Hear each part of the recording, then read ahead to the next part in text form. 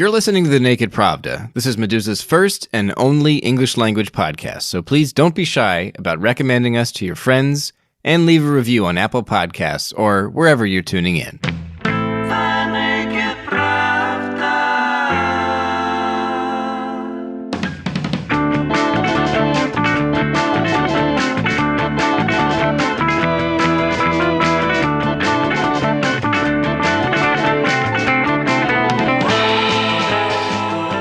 Welcome to the Naked Pravda, folks. I'm recording this on Friday, June 5th, 2020, and I am your host, Kevin Rotrok, the managing editor of Meduza's English language edition. And this is the show where we take a broader look at some of the issues in Meduza's own reporting. On this week's episode, we'll hear from several guests, including the activists behind an initiative against police brutality in Russia, built around the slogan, Russian Lives Matter. This slogan, or this hashtag, as you may have guessed, adapts the better-known phrase, Black Lives Matter, which is the rallying cry for an enormous social movement that has swept and is sweeping the United States. Both of these slogans are ostensibly about opposition to police brutality, but they embody very different perspectives on injustice. Black Lives Matter, or BLM, as I'll sometimes refer to it throughout this show, has dominated the news cycle in the U.S., largely supplanting coronavirus as the nation's leading story. The movement has reverberated in Russia as well, where the state media has geopolitical reasons to highlight how the United States is a racist and failed democracy, and where many anti-Kremlin, typically Western-leaning oppositionists, look to places like the United States as an example of better governance and civil society. In other words, they're watching the U.S. from Russia, and Black Lives Matter is now front and center.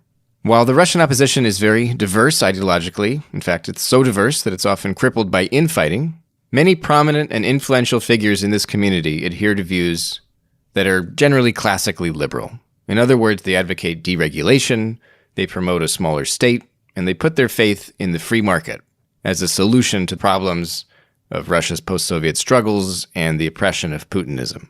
That is perhaps one of the reasons that images of recent looting and property destruction in the U.S. have attracted extra attention from pundits and public figures in Russia. For example, Ksenia Sobchak, who ran for president just 2 years ago as the supposed voice for the liberal opposition, shared a ridiculous photograph on Instagram a few days ago where she's posing in some kind of traditional African outfit beside a similarly dressed African man. Under the photo, she wrote that she categorically opposes racism and discrimination and police violence, but she's disgusted that the killing of a black man in Minnesota led to looting and property destruction in Los Angeles. For example, she's particularly concerned about people stealing purses from Louis Vuitton. She then argues that the Black Lives Matter revolution isn't really about racial justice. It's in fact a bunch of losers who can't cut it in the free market. It's eat the rich, she says. The other day, Oleg Kashin, another controversial figure who writes a column for the liberal-leaning website Republic, formerly known as Slon, and who has a program on the independent TV station Dozhd, tweeted out a crude internet photo with a cartoon black man standing inside of a pile of stolen Nikes and iPhones and bags labeled Gucci. The image is captioned, Martin Luther King. Now, not all Russians are clutching their pearls or making racist jokes about the political unrest in the United States, and millions of Americans are doing exactly this, as a matter of fact. Even the president of the United States is using words like thugs, and he's threatening to, dominate his own constituents with the army, for Christ's sakes. So I'm mentioning these examples not to say that we're so different, just the opposite.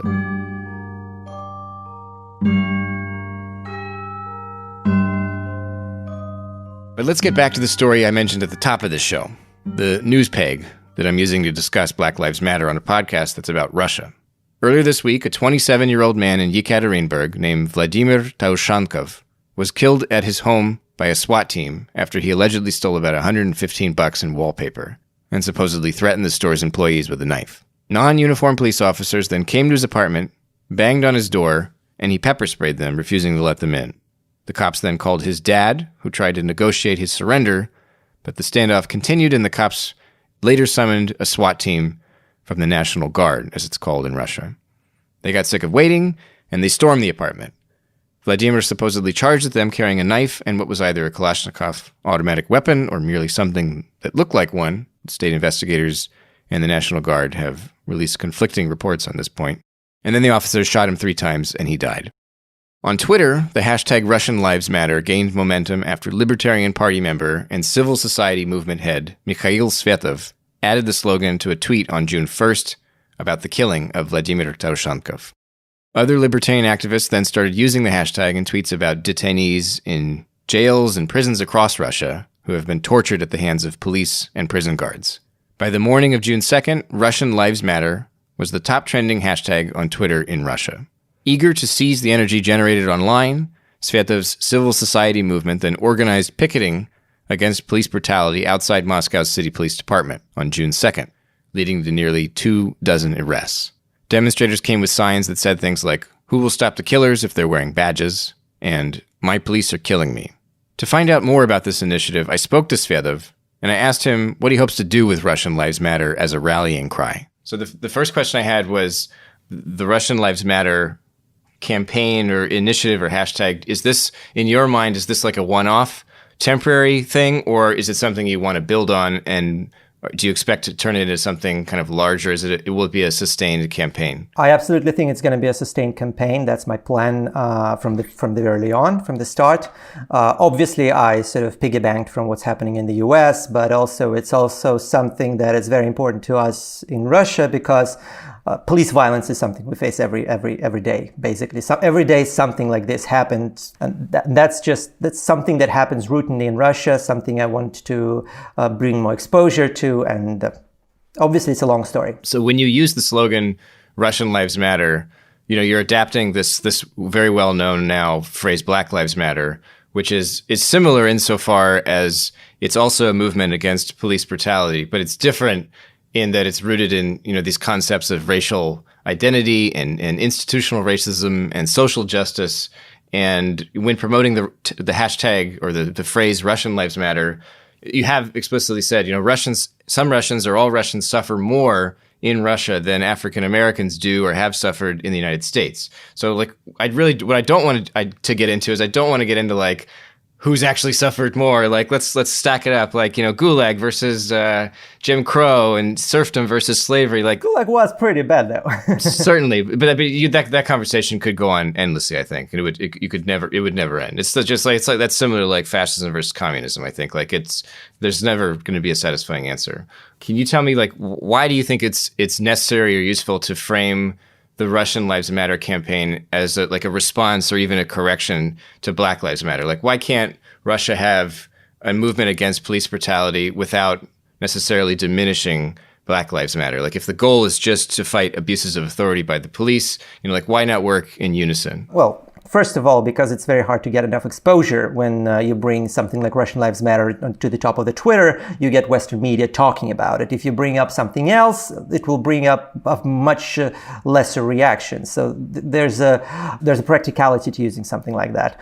Obviously, it's not diminishing because in Russia, we don't really have a history of racial segregation or really racial anything except from except in the early Tsarist times, and it really didn't last for very long.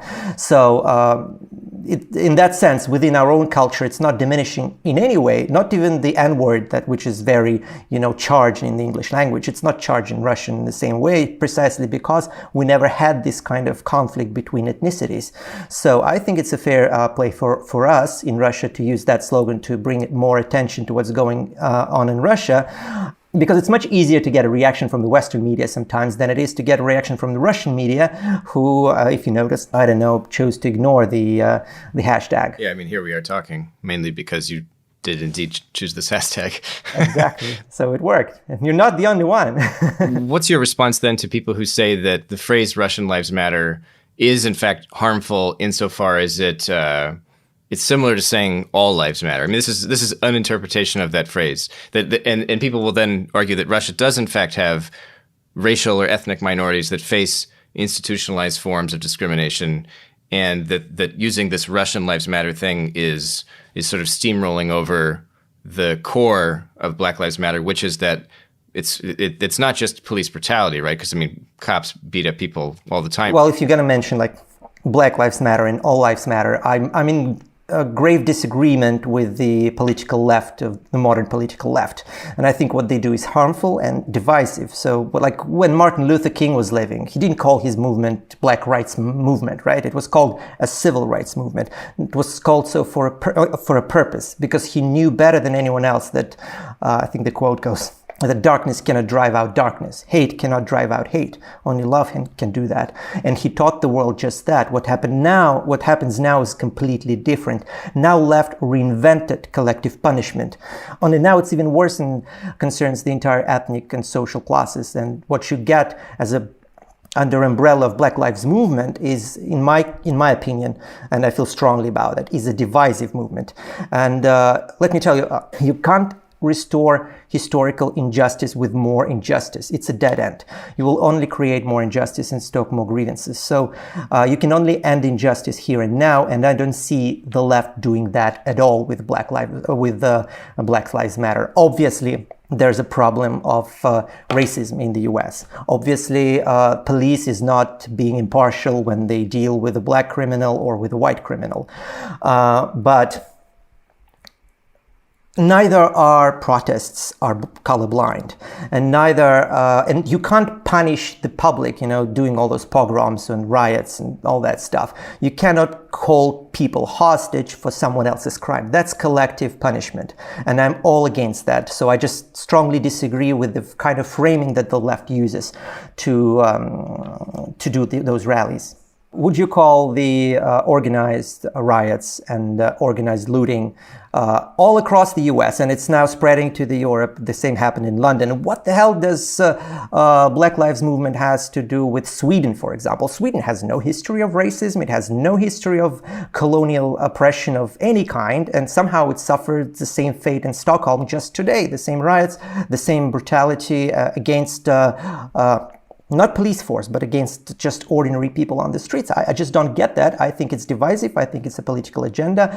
And again, I don't feel sorry at all for appropriating the hashtag, because I disagree with the actual notion that it's about racism. I think what's important is police brutality. You have to confront that, and that's a legitimate goal, unlike all this divisive speech that surrounds it. Do you think that police violence in Russia has a racial or ethnic component? Well, it depends on the region. If you go to Chechnya, it has a racial component against Russians. If you go to some Russian, like Astrakhan, I think it's the opposite. It's more biased against the people from the Northern Caucasus. So yes, of course, police work is biased, very often biased, in the US even more so, but it's not constructive to stoke grievances and divide the nation when you have to unite it. And usually the US was very good about understanding that, and Martin Luther King was very good about understanding that. Somehow something broke, and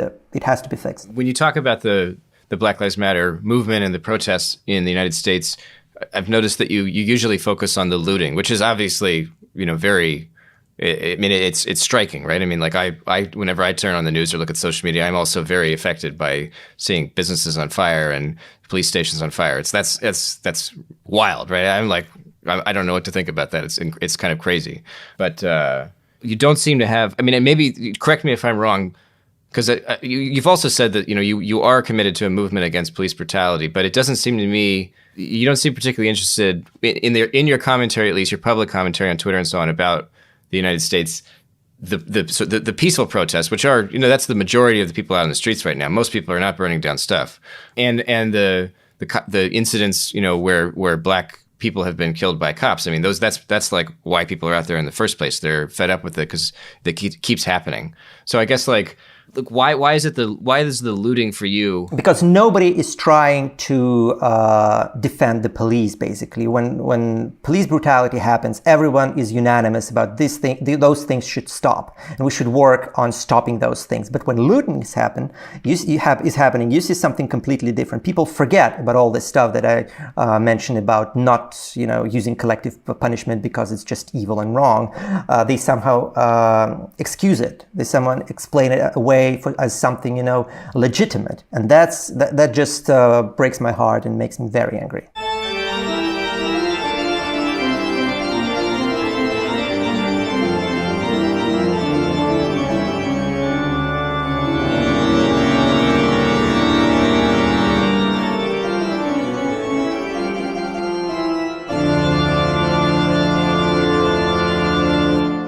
The phrase Russian Lives Matter has unique baggage in the Russian language, where Russians can be translated as either «русские» or «россияне».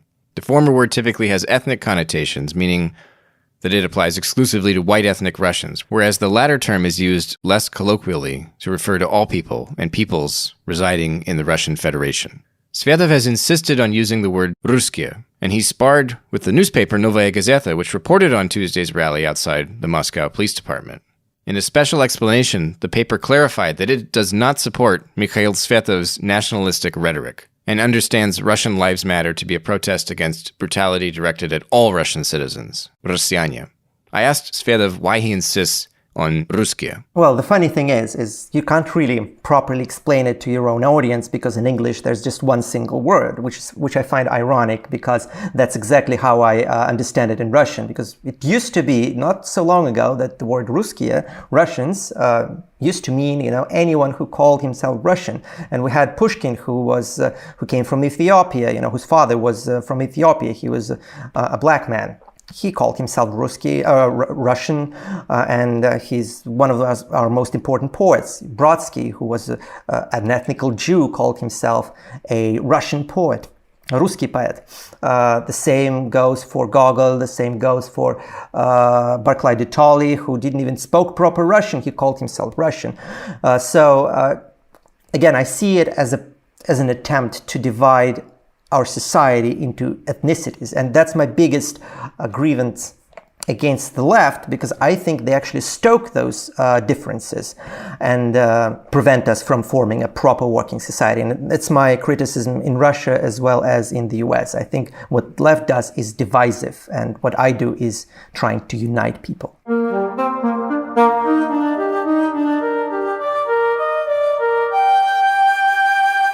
Hila Cohen, Meduza's features editor, who has appeared on this podcast before, has an excellent grasp of the histories of both Russia and the United States. She's also politically active in the United States on issues of social justice and environmentalism, and she sees the supposed divisiveness of the Black Lives Matter movement very differently. The division here by race did not begin with Black Lives Matter, and I think that's quite clear to everybody involved. I very much hope that I'm not boring our audience by saying this, but the division by race in this case began with slavery, and it began with European colonization of what are now the Americas.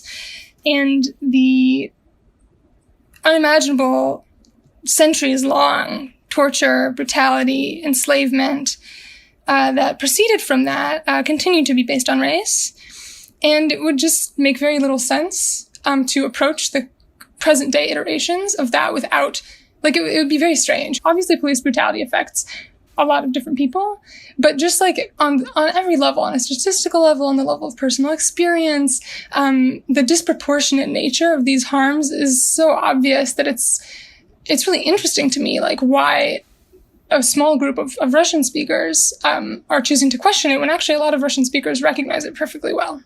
The Black Lives Matter movement, it has definitely been very forward about advocating on a number of fronts. So when police kill an innocent white person, Black Lives Matter is there, Basically, police brutality happens in any number of iterations. When you have police brutality against Native American protesters who are attempting to stop a pipeline from being built, Black Lives Matter is there. So are immigration advocates in the United States. There's a large degree of solidarity among movements that are focused on different racial identities, and that typically ends up being I've really seen a lot of productivity and a lot of really impactful action from that. Knowing that Hila is personally involved in the Black Lives Matter movement and that she has a much better grasp of social justice in general than I do, she and I talked at length about this podcast episode before I recorded anything. She noticed the fixation many in Russia have with looting and property destruction, a concern that sometimes overshadows the fact that the vast majority of the protests in the US right now have been peaceful, and most of the violence perpetuated at these demonstrations is by police. The consequences are largely not looting. The consequences are my friends being tear gassed, repeatedly, for holding their hands up and saying, don't shoot, and for taking part in anti-police protests. The consequences are thousands of people being trapped on Manhattan Bridge and their cell signal being jammed, with police on both sides not letting them off. The consequences are people in Los Angeles being held in police buses at close quarters during a pandemic and then carried to a stadium that's owned by local university and held there for hours without any form of rights. These things also have loads of parallels in Russia. So then the question that you come to is like, okay, let's say that you are against police brutality in principle, both in terms of when police murder people, when police beat people, and when police do crowd control in an extremely violent way. Let's say you're against those things. It seems extremely bizarre to take somebody at his word if he says that, if he's implying that he's against those things. But he's not talking about police brutality in the US, even as it injures, a huge range of people, even as people lose eyes, even as people, have their legs riddled with rubber bullet marks and bruises and holes. It's very strange. Like in terms of just numerical proportion, in terms of people's experiences, the description of what's happening in the US is that police are violently attacking large crowds. A lot of small business owners are coming out very explicitly in favor of these protests as a whole. They have not said, we don't want any of this to happen because a small minority of people are destroying property. Instead, they have said, they're very concerned by all kinds of violence. But their overall stance on what's going on now in the United States is very clear, and it is anti-police. For the past week, I've been working through some of the issues involved in Black Lives Matter, on a completely personal level, I mean.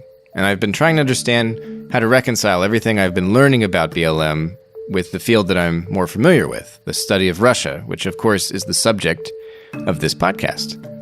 On Twitter, where I get most of my social interactions, especially during the coronavirus pandemic, I've tried to find the best Russian translation for the term person of color, which for the past few decades in the United States has been the preferred nomenclature for people who are not white.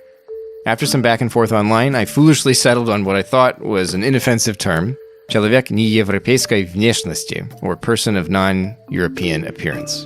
I say this was foolish because there are millions of people who self-identify as European who are not white. I was thinking more in ancient terms, but as you may know, we do not live in ancient times, so the thought was pretty dumb, especially given that the objective is a translation that people of color can embrace. A more literal translation for person of color would be svetnoy, but this is the same word used to translate the term colored, which was once considered an inoffensive word for black people in the US, but today is regarded as archaic and actually racist. So if any listeners out there are learning English, please never refer to black people as colored. So my Twitter adventures didn't lead me to a good translation for the phrase person of color. But I did hear back from a Kenyan man who's lived in Yekaterinburg for the past 5 years. He agreed to a quick interview so I could ask him what it's like living today in Russia as a foreigner and as a person of color. My name is Roджерс Сурэ. I'm a graduate student. I study engineering, mechanical engineering here in Yekaterinburg at Ural Federal University. And I'm originally from Kenya. And so I've been here for 5 years now. I did my undergraduate here too. How many years left do you have in your education? 1 more year. And then will you go back to Kenya, or will you stay in Russia, or do you know? Currently, I'm inclined to stick around. You're watching the Black Lives Matter movement and the protests that are occurring mainly in the United States, but also elsewhere. Given who you are and your identity in the world, generally speaking, what do you think of them? I don't know if that's too broad a question, but does that make any sense to you? What do you think when you're looking at this? As a black person in an extremely white country, of course, there's a lot of kinship that I feel with the plight of African Americans in the United States, and so I'm following it up cleanly, and I'm also monitoring the reaction or the reception of this movement or the story in Russia on the internet, how various people are talking about it, my friends of my friends, and just random people on Instagram, on VKontakte, and on Twitter. One of the challenges I have when trying to talk about Black Lives Matter in the Russian context, because like in practice, it is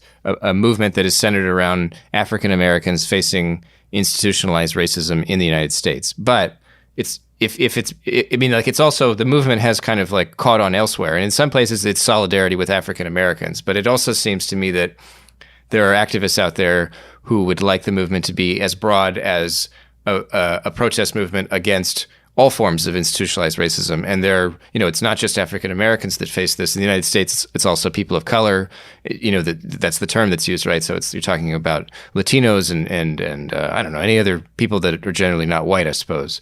And in Russia, it could be said that in terms of institutionalized racism or discrimination, it is North Caucasians or Central Asians who face a lot of, I don't know. I mean, I don't know this from personal experience, obviously, but that, the like gastarbeiteri, that the migrant workers are the ones that are often, they get the violence of police officers more than possibly an ethnic Russian. Now, you've been living in Yekaterinburg, you're a black man.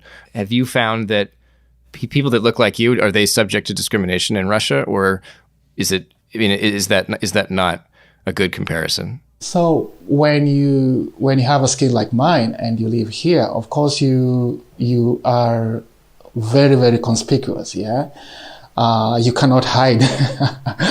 you sort of become like a celebrity of some sort. People are fascinated by you. People want to talk to you. There's all kinds of attitudes that are projected, on you and that kind of stuff. So is there outright discrimination? I suppose there is. Personally, I mean, there's, the kind of like microaggressions, sometimes you go to a nightclub and, you and, your African friends, and they just like tell you, yo, you cannot get in here today. And I'm like, okay, what's that about?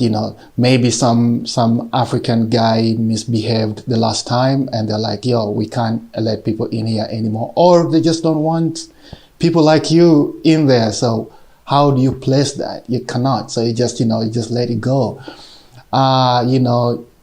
There's all kinds of microaggressions, but it depends on, I suppose, who you are. If you have like brutal spirit, or if you're more attuned to them, then you may perhaps put too much emphasis, than you should. So personally, I try not to, because there's a lot to human beings that you can possibly say. But in terms of authorities, I can't say I have interacted with authorities in any way that has given me any sort of bad vibes or bad feeling, in that regard. I don't interact with police at all. Like I've encountered police one time, and I was jaywalking, it was one time. So 5 years living here, I've never interacted with the police in any type of way. One thing that I read about and hear about from African Americans is that they kind of anticipate hostility from police officers, even if nothing happens, right? That they feel uncomfortable kind of driving down the road late at night or something, because they know that they're statistically more likely to get pulled over and then get harassed by police officers.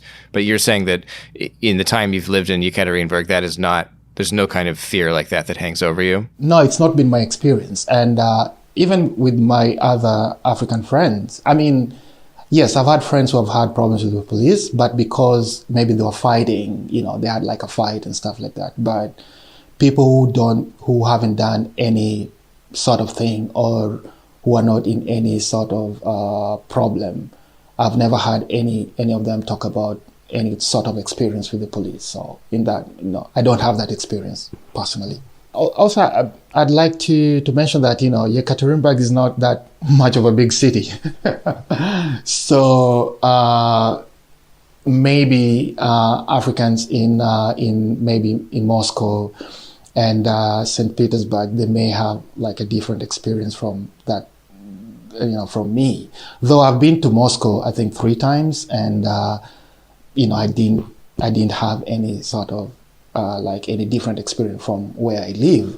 And I've also been to St. Petersburg, and it's pretty much been the same thing. So I also would like to mention that personally, living here, it's kind of like I live in a bubble, because I tend to interact with Russians who speak like several, foreign languages. They tend to well-travel, they tend to be like open-minded. So my interaction with, I would say, typical interactions here may not be as unpleasant as maybe if someone were to meet,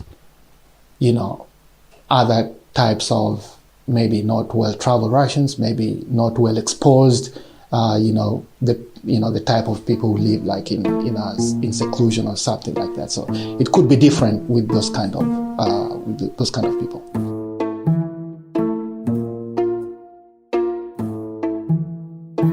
Kimberli Sent Julian-Vārnon is a historian who studies the Soviet Union. I'm a history instructor at San Jacinto College, but I'm also an incoming doctoral student at the University of Pennsylvania. She works specifically on identity, nationality policy, and the constructions of race and nation. She's recently presented research on African Americans' experience in Stalinist Ukraine, and she's written and spoken about what it's like to be a minority scholar in Slavic studies. I had spent the summer of 2013 doing research in Kiev and Odessa, Ukraine, and I kind of started thinking, were there any other Black people who had ever gone to the Soviet space or the post-Soviet space? And so I started reading, and I found that Langston Hughes had gone to Central Asia, and he had gone to Moscow. And I was just fascinated by these African Americans who went to the Soviet Union to help build communism in the 20s and 30s. And so my work kind of looks at how does being Black in a space that doesn't necessarily have a context for Blackness, how does that shape African American understandings of their identity? What does it mean to be Black in a context where there is anti-racism versus coming from the United States in the 20s and 30s where, racism is institutionalized? And so what I found in this paper and kind of what I plan to work on for my dissertation is it allows them to question, what does it mean to be Black if there isn't a constant threat of physical, spiritual, and psychological violence and white supremacy? And so you have Langston Hughes saying, I forgot I was Black when he's, riding on a train. And it's not that he forgot his skin color. It's that I am in this space where there is no violence enacted upon my body or my mind. So what does that mean? And so it's really interesting. And it fascinated me because, of course, and we see this now, people think that the Soviet Union just paid lip service to anti-racism, but the experiences of these African Americans in the Soviet Union shows they actually did enjoy their time there. A few of the men especially, they stayed in the Soviet Union. A couple of them lived in Uzbekistan. George Tynes, he ended up dying in Uzbekistan in Central Asia. And they were happy. They were able to earn money. They were able to walk across the street. They met Russian women. And, there's this really interesting thing where one of them is dancing and this Russian woman comes up to him and she wants to dance with him. And he has to remind himself that he is not in America because his initial reaction was, this woman's about to get me killed. Yikes. Right. And so it's like those kind of stories are the things I'm fascinated with. Because of my own experiences in Ukraine. I was terrified to go to Ukraine because I was an idiot and Googled racist attacks in Ukraine, which you should never do if you plan on going. And I got really scared. But I still went. I had a great time in Ukraine. Everyone there was incredibly nice and very protective of me. But I just wanted to explore that. And so my dissertation hopefully will look at not only African American experiences in the Soviet Union, but also African experiences in the Soviet Union to kind of flesh out ideas of race and ideas of anti-racism. But also, if we look at the Soviet Union from the 20s and 30s and the 60s, where you had African students coming, to now where you have this constant problem of racially based violence. How did we get there? what caused this? And so that's what I'm really interested in getting at, is kind of trying to see what happened in the space of 80 years. And the talks I've given have been about being a Black person, being a Black woman in Slavic studies, because we are, critically unrepresented in the field.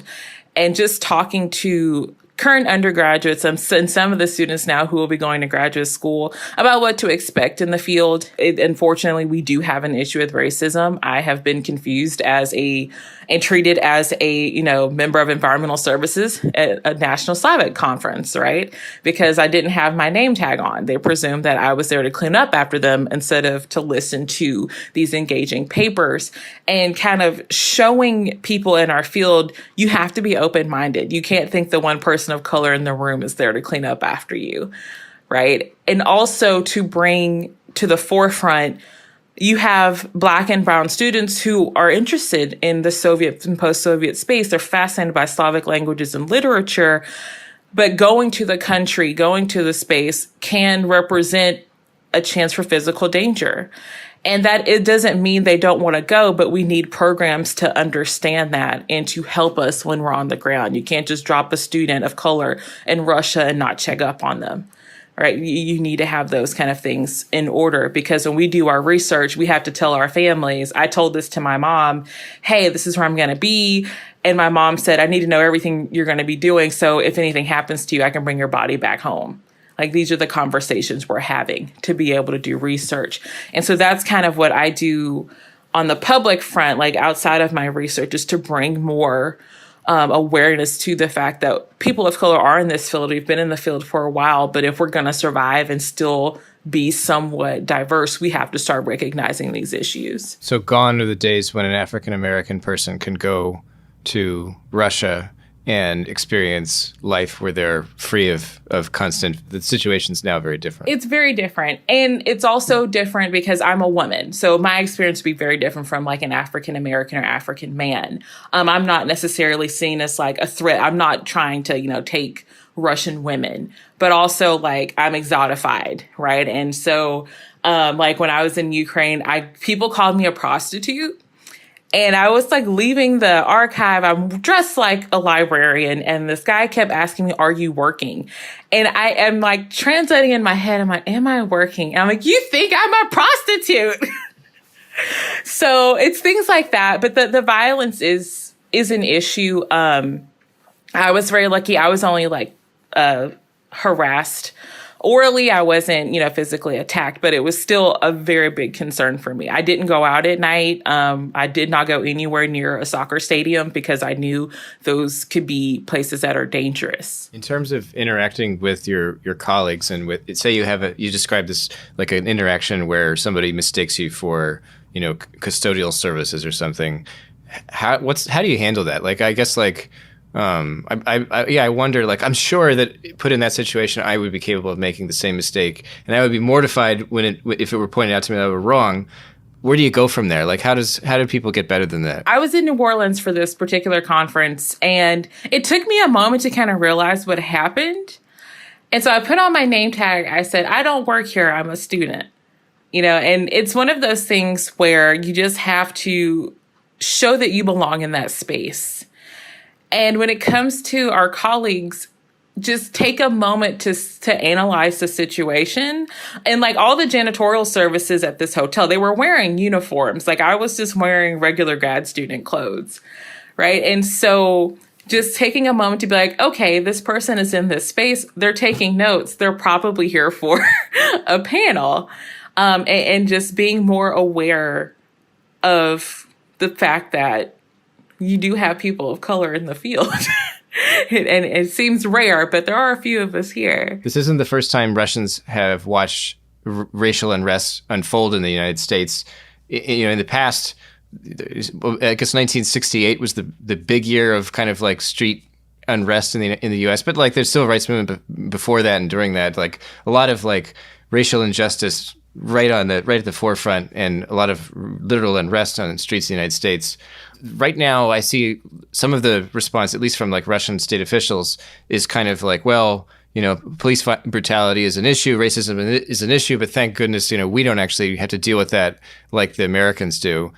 Was that the attitude in the Soviet Union as well? Because I know they had an anti-racist platform theoretically, and they had a kind of national republics where theoretically they were promoting ethnic identity, and it was not an overtly racist message. Certainly, could you describe for me like what your impression is of the Soviet mentality when observing American kind of racial unrest in the past? Like, what was the narrative or the rhetoric exactly about specifically how they viewed themselves? I guess because it's clear that what they thought of the U.S. was, they're lynching black people. It's a nightmare over there, which was not inaccurate, but or is not inaccurate. But in terms of like when they see that, what is your understanding of how they then thought of themselves? It's really interesting because the Soviets, they were so, especially in the 20s and 30s, they were so actively anti-racist.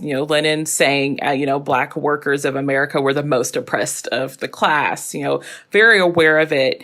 And they were very much, I don't think they were saying racial inequality is like it's solely an American issue, but they described it in like Soviet terms, right? You have like Great Russian chauvinism, this idea that there is some prejudice against people who are not Russian, but it's chauvinism, right? And it goes with being lowly educated. You're not educated in the dialectic. And these are just things that happen when you have to undo capitalism and imperialism. And so, when you have the creation of the different nationalities, the promotion of national languages, korenizatsiya, I think the Soviets saw themselves as remedying this. They understood we do have some issues with ethnicity following the fall of the Russian Empire, but we're going to fix that. We won't be like America. We would never treat our national minorities the way, America does. And for a long time, especially in this experimental period that I like to call the 20s and 30s, you do see that, the promotion of language, the promotion of culture. Really, then when you get into late Stalinism, you see like this return of, Russia as the first amongst equals, right? And you're like, well, what does that mean? It means, the great Russians get to be first. But the Soviets, it was an ingenious way of kind of dealing with the legacies of a multinational empire. And then I was reading this thing, and it was like an African-American was saying how one of the Russian guys was like, well, why don't y'all just go back to Africa? And then you don't have to deal with the Klan. And it's like, how do you explain that is not the goal here? Leaving and going to Africa is not how you solve racism in the United States. Or very practical. You don't have like a home there, right? I mean, like, where do you go after you land in the airport? Yeah. It's like, we just don't show up. When talking about institutionalized injustice and prejudice in Russia, can we talk about it? Can we talk about race like we do in the United States, or is there some other kind of human attribute that is a better qualifier when discussing discrimination? Like the thing I most often encounter is that it's ethnicity that is the biggest kind of like determinant of prejudice or even institutionalized prejudice in Russia, and that race and skin color is kind of more of an American thing. Like, best to think of it in different terms. Like, how do you approach that? It's one of those questions that I'm going to have to grapple with in my research, because there is literature on what does race mean in Russia. And, there isn't racism. It's more based on ethnicity. But if you read the experiences of, African migrants who live in Moscow now, or of Central Asians, and I was reading this great article by Jeff Sahadeo, who works on Central Asian migrants. And, they're experiencing racism. They're experiencing discrimination based on their ethnicity, which for many of them is because of their skin color or because of physical attributes that they cannot change. And so for me, that's a form of race. And while our lexicon is different, while it might be ethnic-based prejudice, in the end, the detrimental aspects are the same. Right. And so I think it's very academic for us to, especially in our field, to parse ethnicity versus racism when the everyday lived experience is the same result. It's that of spiritual, physical, and mental violence. So that's kind of how I come at it. And I'm sure there is tons of theoretical research that's going to say I'm totally wrong.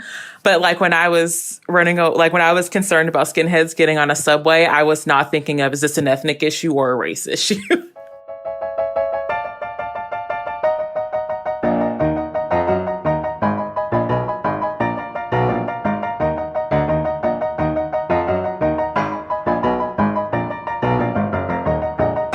Because I love doing everything backwards, I waited until the final segment of this show to bring in a scholar who can talk broadly about what Black Lives Matter actually is as a philosophy of social justice and as a movement and so on.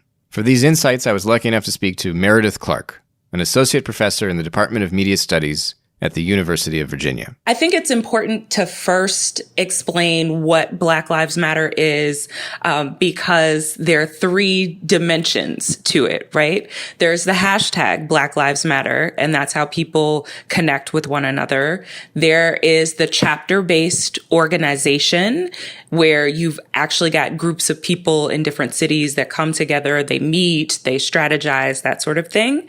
And then there's the larger Black Lives Matter movement, where there are people who decide that they want to be a part of this movement for social change, specifically for considering Black Americans as full human beings. So the platform of the movement for Black Lives covers everything from police reform or police abolition to reproductive justice and reproductive rights to immigrant rights. One of the core arguments is that historically, Black people in America, certainly having been enslaved in this country, have been treated as second-class citizens. The Black Lives Matter movement is working to make sure that Black Americans are considered as full American citizens. Can you explain the police abolition thing to me? Would you describe that as like a main thread of Black Lives Matter politics, or is it a sort of related initiative, or? I would say that it is part of the main thread. Initially in 2014, most of the conversation was centered around police reform, but the movement for police abolition has grown inside BLM and outside of it, and thinking about alternatives for the police. So not just community policing, but what can we do in terms of structural inequalities, income, access to healthcare, that sort of thing, that would make the police unnecessary? And is it literally doing away with armed peace officers? I mean, is it like there'd be no more people with the guns and stuff? Like, there would be an alternative. And, I saw someone explain this really well on Twitter a few days ago, that there are these spaces in this country that exist where there are not police officers, walking the block. They're not posted up and just kind of waiting for someone to call on them.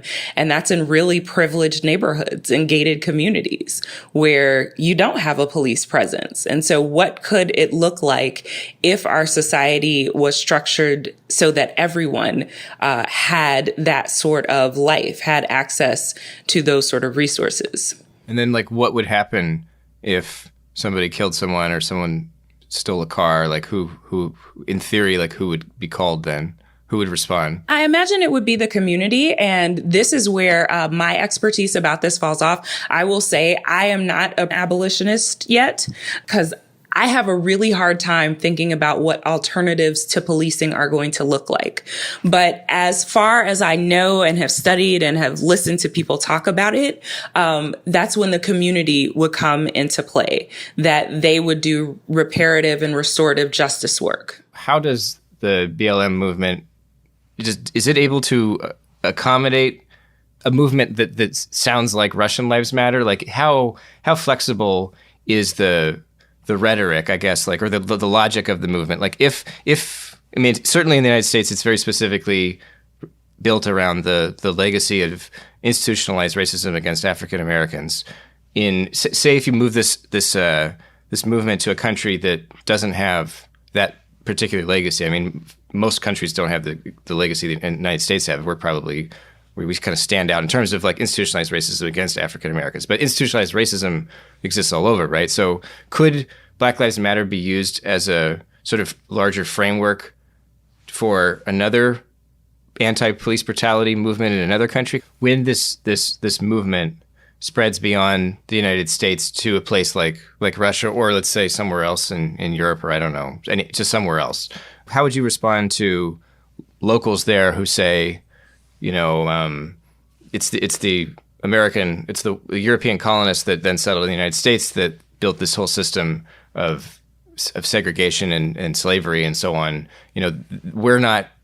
Even if I guess this applies to, I'm describing, say, like white Europeans, like ethnic Russians or other people who fit that description.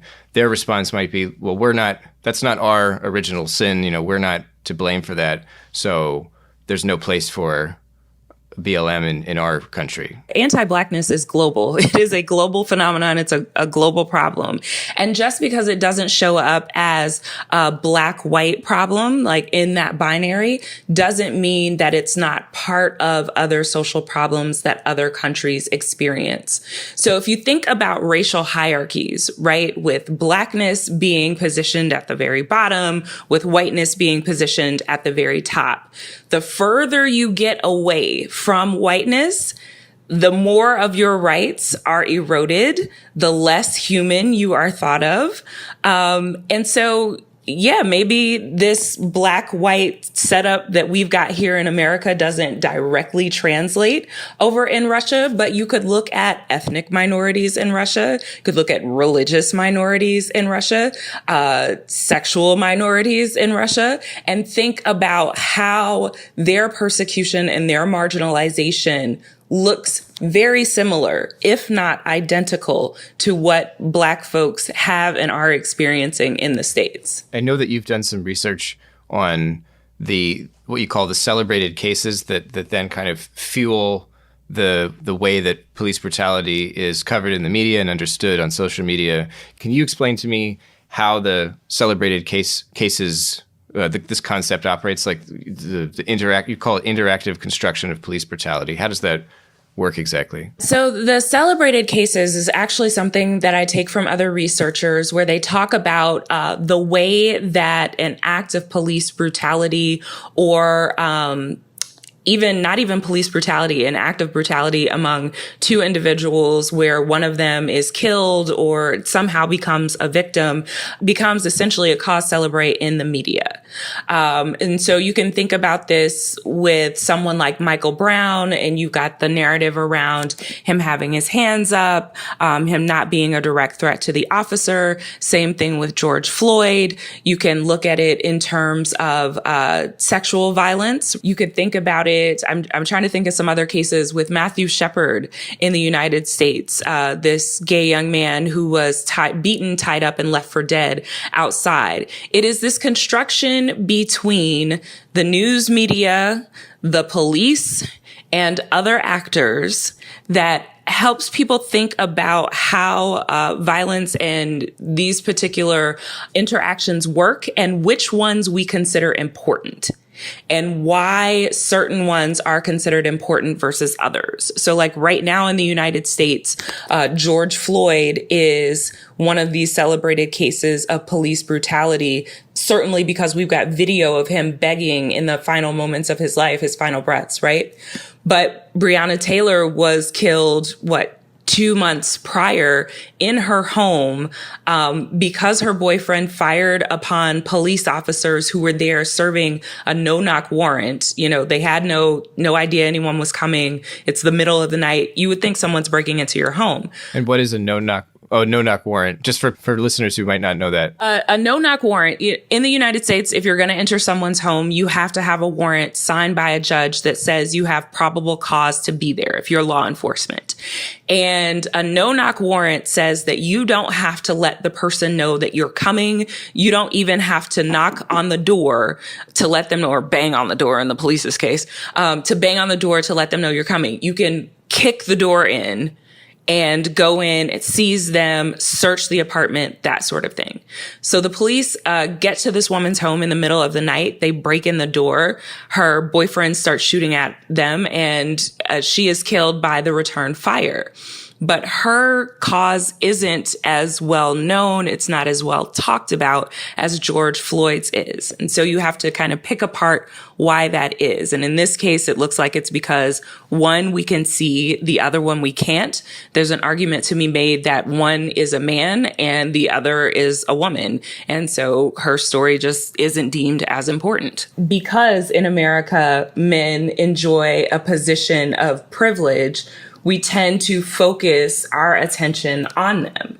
And so women even Black women who are killed by police in very similar circumstances, we just don't pay the same attention to them because the schema is not there. It almost seems counterintuitive, though, because, I mean, even from a very traditionalist point of view, you'd assume violence against a woman would be more objectionable because they're, defenseless or whatever. I'm using air quotes, but that's not how it plays out. You would think that. And that, again, is another problem of anti-Blackness. This has to do with a term called misogynoir. It is a neologism where you've kind of put a portmanteau, if you will, put two words together. So misogyny and noir, the French for Blackness, or for Black. It is the particular type of anti-Black racism that affects Black women. And in this case, it manifests itself as the erasure of Black women's stories.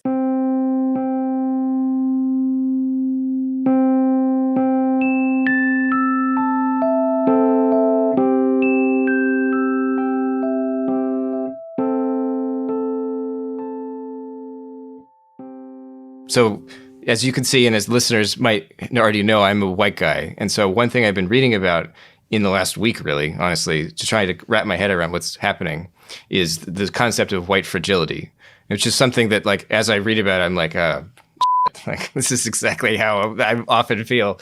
But basically, I often find myself, like, kind of wanting to walk away from tense conversations where I'm told that, something I've said or something that is offensive, like that's what I'm told. Now it's not always in a racial context, but it's sometimes it is, or it could be. And what I want to do is argue like, well, no, it's not offensive. And here's why. And I certainly didn't intend it to be offensive, right? Like that's the kind of like place my mind wants to go. But then at the same time, I know, I have enough education to know that it's not socially acceptable to say those things or to want to argue that, because I'm aware that in terms of intention versus impact, intention doesn't really matter that much. It's the fact that if somebody is offended, that's what counts. And I guess, like, from my perspective, what is often frustrating and what is the kind of source of my fragility is this sensation that somebody else's perceived harm, because in terms of rhetoric, at least, let's keep it at words, because if somebody's getting punched, that's objectively harm. But in terms of like offensive speech, like a microaggression, then what is essentially happening, again, correct me if I'm wrong, is someone says something that they perceive to be non-offensive, someone else says something they perceive to be offensive, and then what you have are essentially two subjective kind of perspectives. And in the context of racial conversations, my understanding is that essentially the white perspective is just by default wrong in the context that because we live in a racist society, which that doesn't strike me as terribly controversial. Like yes, obviously we do. And so everything we say is coded in racist legacy and so on. So then that logically then kind of says, okay, well, then the perceived, slight experienced on the part of the person of color is, that's what you're left with. That's what there is therefore harm.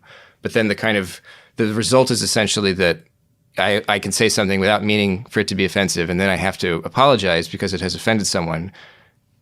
At the same time, saying this was offensive, whereas in my mind, it's easy to say, I've offended you, I'm sorry for that. But that leads to this, if you were offended kind of bullshit. That is the worst non-apology ever.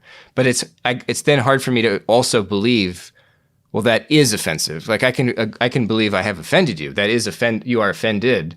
But to believe that is offensive, that would involve a kind of a logical argument where I have to be convinced that something that was said was in fact offensive for reasons, not just because someone feels that, right?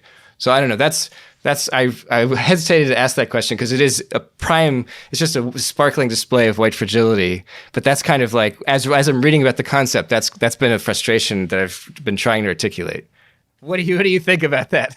One, if you want this to be a productive conversation, and if anyone wants those sort of interactions to be constructive, then it requires stepping back and thinking first empathetically, right? And then also being able to recognize privilege and what privilege is and how everyone in some way, shape, or form has it.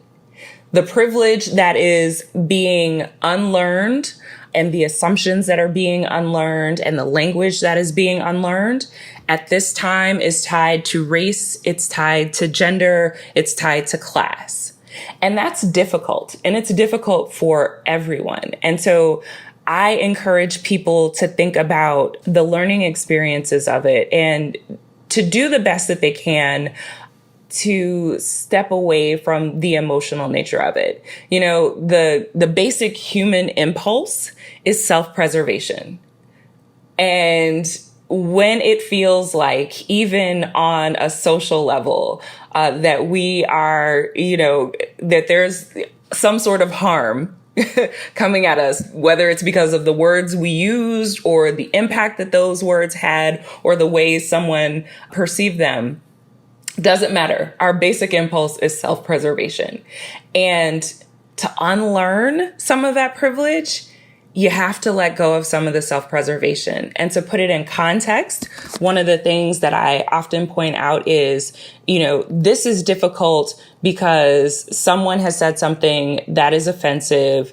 We understand the context of why it is offensive. But at the end of the day, the words that you have said are not going to cost you your life. The person that you are talking to, especially when we talk about things along racial lines, comes from a history and a lineage of people who, if they said the wrong thing, if they were perceived to say the wrong thing, to have an improper stance, to interact with someone in a way that wasn't in line with the power structures of that time, it could cost them their life. And arguably, that's still happening today. And you can see that with some of the victims that Black Lives Matter is trying to bring to the fore, their stories to the fore, because of the way the police perceived them and the way that they interacted with the police. Those people were killed. So when you're talking about something like microaggressions and someone's offended and that sort of language, and no one has died, no one's lost their life, no one's lost their job, which, you know, that's a whole nother thing with cancel culture. The stakes are a lot lower when you think about it that way. If people are interested in learning more about the Black Lives Matter movement in the United States and throughout the world, because there is Black Lives Matter in Britain, France, South Africa, Brazil, right? To go back to the initial story. So I mentioned that feminist Her Story of Black Lives Matter, because there's a ton of propaganda out there about Black Lives Matter, what it is, what it means, who participates in the movement, that sort of thing. But to go back to the words of one of the original founders, who is Alicia Garza, talking about injustice, and to keep that in mind and kind of use it as a plumb line for examining coverage of the movement. You know, is what you see here and are the narratives that you see being told here keeping in constant with what the intention of Black Lives Matter has been articulated to be by the people who created it? And if it's not, then you got to think very carefully about the messages that you're being given. You've been listening to the Naked Pravda, an English language podcast from Meduza. On today's show, we talked about Black Lives Matter and about Russian Lives Matter and about how campaigns against racial and social injustice reverberate in both Russia and the United States. If you'd like to know more about the Russian Lives Matter initiative, please check Meduza's news coverage. To learn more about Black Lives Matter, you can visit the movement's organizational leadership website at m4bl.org, which stands for the Movement for Black Lives. The Naked Pravda is a podcast from Meduza, our first English language show, and I hope you'll recommend us to your friends and leave a review on Apple Podcasts or wherever you're tuning in to help put this program in front of more people. Thanks for listening, and come back soon.